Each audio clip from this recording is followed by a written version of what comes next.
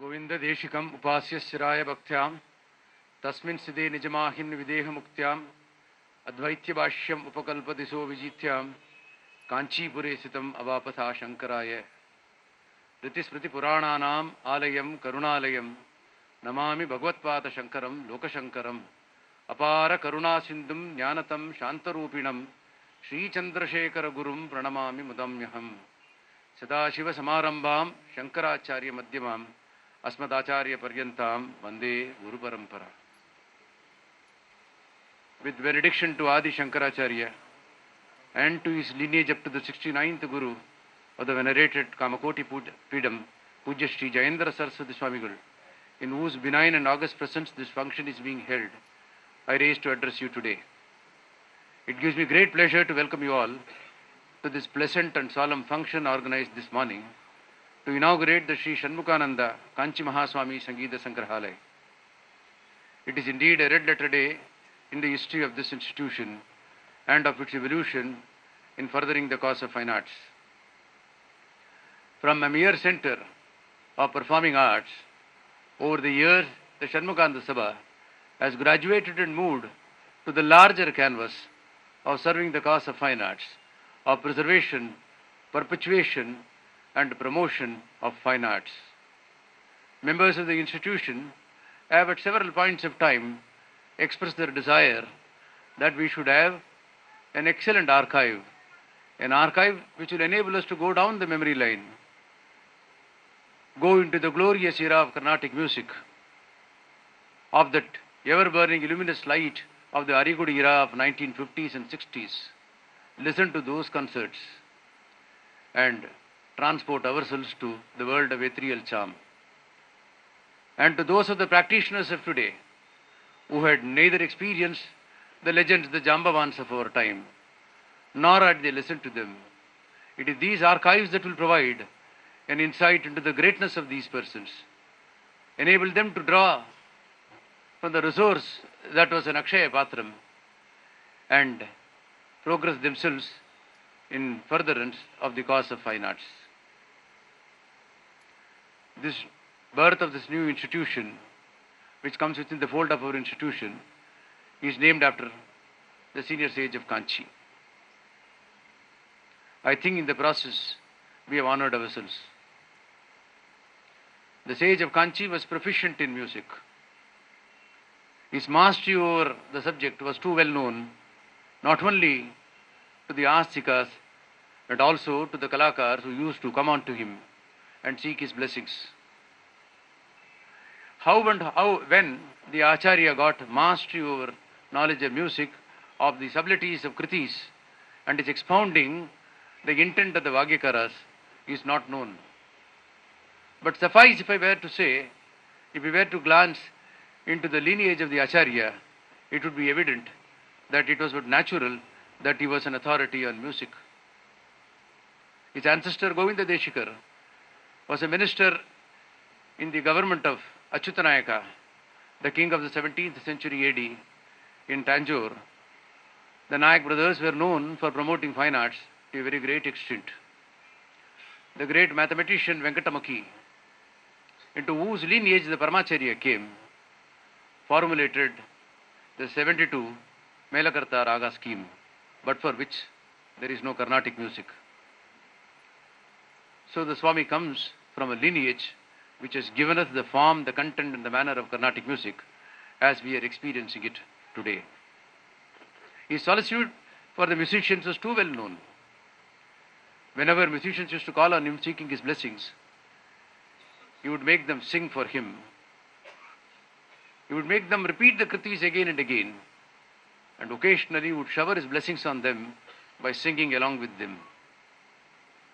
Most of the Vidwans of our times were conferred the title of Asthana Vidwans of the Kanchi Kamakoti Pitam by the sage. And several of the discussions that the Vidwans had with him found themselves into the archives of music in later years. And I think the peak of all that was Subramanya Namaste, the experience Arigudi had when he came to discuss this with the Acharya. There is not a single concert of Arigudi in later years when he didn't sing Subramanya Namaste and did not make reference to the Acharya for his contribution to understanding this great composition. So it is but natural and befitting that the Sangeeta Sangrahalaya of this institution of ours has been named after this sage, inasmuch as the majestic auditorium, that's the largest in this part of the world, adorns his name. From times immemorial,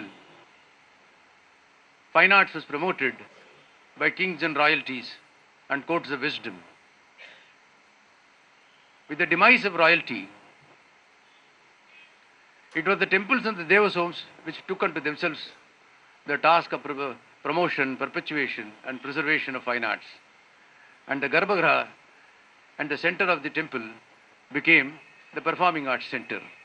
Because of the sublimity and divinity of this music of ours, they found entry into the temples. With the temple culture itself taking a back seat at the early part of this independent era, and democracy having gained currency, it is but natural that in continuing the preservation and promotion of fine arts, we needed an organization, a structure that would continue the same. And it was here that the institutional framework of institutions like us, which are engaged in promoting fine arts, which have taken a lead role in carrying this forward. This great virasat of this land of ours, this blessed land of ours, with an history spanning more than 5,000 years as far as this music itself is concerned, had put the shoulders of the institutions to take on the responsibility during this time. And therefore it is not inappropriate that we graduated ourselves from honoring artists, from allowing them to perform so that the ethereal charm is transferred to us, to one of preservation, research and further development, so that posterity would have what has been given unto us. We owe it to our ancestors to retain in entirety all that they had given to us. And we equally owe to posterity not to destroy the inheritance that was given to us by our forefathers as only trustees, as in fiduciary capacity, in transient state of time in history, only to hold and pass it down to the next generation. Singularly, it is this aspect of the responsibility of this generation that has propelled this foremost institution of fine arts in the country to take unto itself the task of taking further the cause of fine arts through this archiving.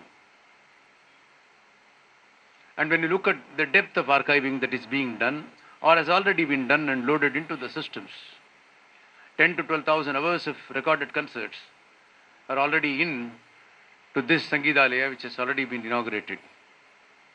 Compare for a moment to find out the gigantic nature of this task. The Music Academy recently inaugurated its music library, and it had 6,000 hours of recorded concert as an initial offering. So you can imagine the size and the extent to which this Sangeeta Sangrahalaya, named after the Kanchi Mahaswami, has taken a start, a leap start, the one that would evolve over years to become one of the foremost centers for archiving, retrieval and dissemination of information, not only in this part of the globe, but all over the world. We are indeed grateful to the sage of Kanchi for having come down all the way from Kanchipuram to bless us all, to inaugurate these initiatives of ours, and to participate in the Kanchi Mahaswami festival. It was fine when Yauvanam was on him. The phase of Yauvanam has gone, and at this ripe age of 75, the stress and the strain that comes on to him when we were to come down and participate is something which is to be seen. The greatest tribute that we can pay to him, the reciprocation that we can do for this gesture, universal acceptance of showering his grace on all of us and all the initiatives that we have, is to uphold the dharma that he has been ceaselessly striving to promote all through his lifetime of this almost 60 years in the Peetham and of the 75 years of his lifespan that he has done. Na jatuhu na kamat na bayat na lobat dharmat tejet jivitasyopi. This is the only way that we can give to the saints of this land of ours all that they do for us. Santo Mahanto Nivasanti Santo Vasanta Vallokahitam Karantaha. They are born only to bless us all. And if that's what they are doing for us, the least that we can do is, even at the cost of our lives, uphold this dharma of ours. This project of ours would not have been possible but for unknown, unseen hands that came to support this venture of ours. I think it is the grace of the sage of Kanchi that these people came into our fold. And I should place on record our deepest sense of appreciation for the wonderful work that has been done by Mr. Krishna Prasad from Bangalore, Mr. Ramesh from Bangalore, and Mr. Kulkarni from Chennai. Not only have they parted with all their recorded concerts, not just as it is. The whole problem with archiving in this country is we are very poor in retaining history. And we have never learned from the lessons of history that we may need them one day or other. They have not only cured every audio that they had sequenced them, recorded them, and put them in a cataloging that will be easy for you and I to access. Mr. Krishna Prasad has gone several steps ahead, not only to ensure that what is given to this institution is the best. The software that has been installed into the system provides you multiple access. You can access by Kriti, you can access by the artist, you can even go for the performing artist, accompanying artist to the performing artist. You can go by a location from where you can draw on. There is so much of bouquet of possibilities that are available to you.